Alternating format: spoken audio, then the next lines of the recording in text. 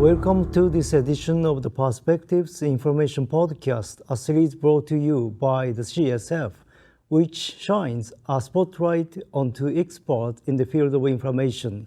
My name is Professor Tsutomu Takeuchi from Keio University, and with me is my fellow CSF steering committee member, Professor Pierre Miossec from the Hospital Edgar Herriot. Is that correct? Yeah. Okay. And in Lyon, France, you may add.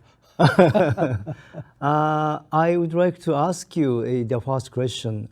We will be discussing the pathogenesis of rheumatoid arthritis and other inflammatory musculoskeletal disease shortly, but first, I would like to find out a little bit more about the Professor Miossec. Well, with pleasure, I must say I started my life and also medical life in Brittany, the west part of France.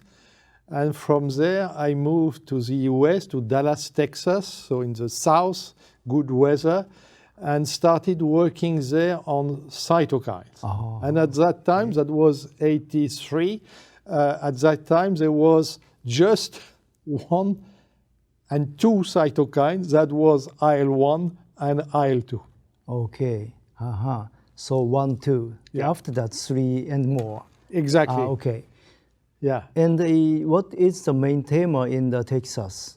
They're looking at the new cytokines or the role of the... I started there first working on inflammation with Maurice Ziff, who was and still is one of the founders of World Rheumatology, of American Rheumatology.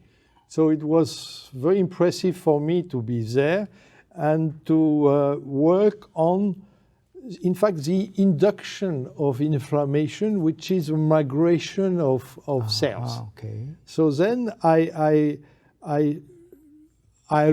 had been described. So I was the first one, I must say, who described the presence of IL-1 in the context of rheumatoid arthritis. So paper published with Maurice Ziff, my boss, and Charles Dinarello, who was already at that time Mr.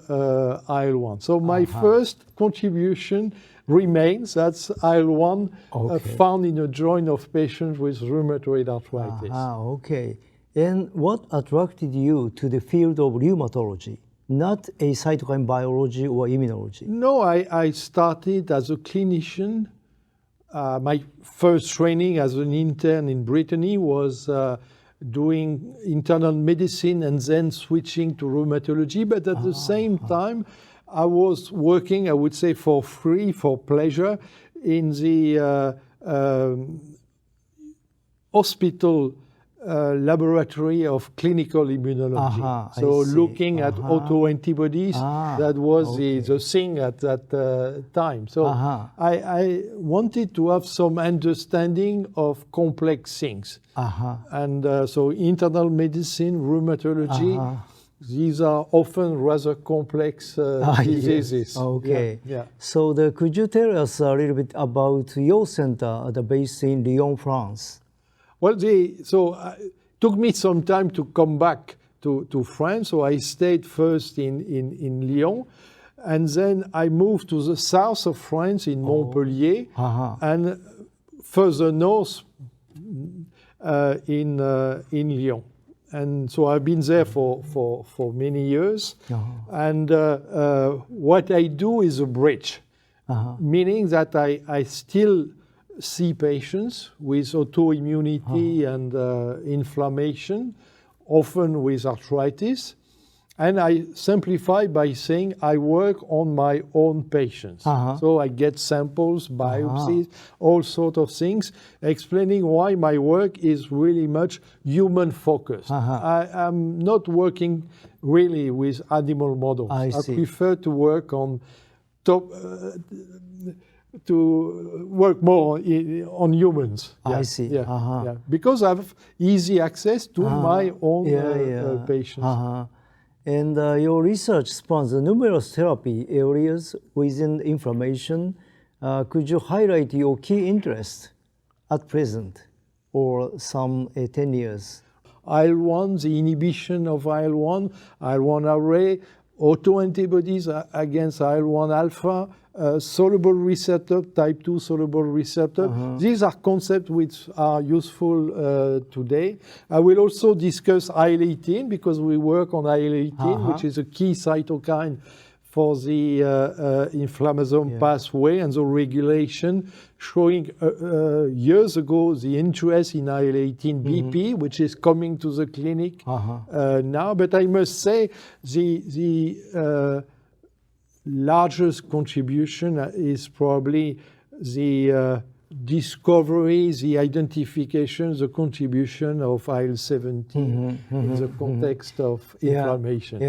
Yeah, it's very much interesting to me that the moving from IL-1 to IL-17. Yeah.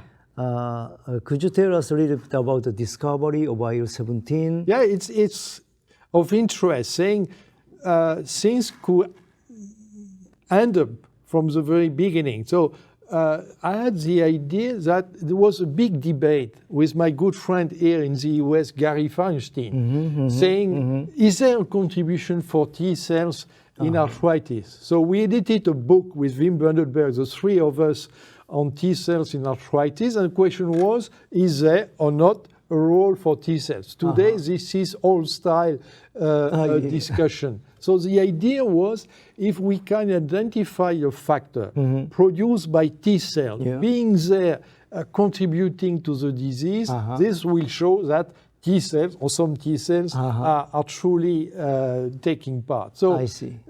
A gene was identified in France, CTLA8. The protein was obtained. But bad luck at the beginning, this protein had no effect on B cells, no effect on T cells. So that could have been the end of the story, saying this thing is useless, no interest. And someone in the lab said, let's put this stupid CTLA on top of synoviocytes. And we got the production of IL-6, we got the production of IL-8. So the link to inflammation and the link to neutrophil biology. That was how IL-17 not only was discovered, but survived pressure from decision to stop the project. And then taking again supinatants from synovium samples, we could show that IL-17 was there and functional. I see, okay. And the rest is now big business. Okay, yes, okay. And I'm pleased to see was it some 20 years ago? 1995. 1995, okay. So when we say everything goes so fast, well, 20 years. Okay, thank you very much.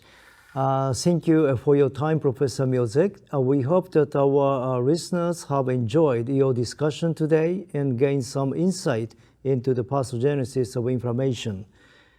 Please don't forget to subscribe to the CSF on your favorite podcast application and visit the CSF site for free to access educational materials, including summary slides, also interviews, and a monthly podcast hosted by the CSF chairman, Professor Ian McInnes.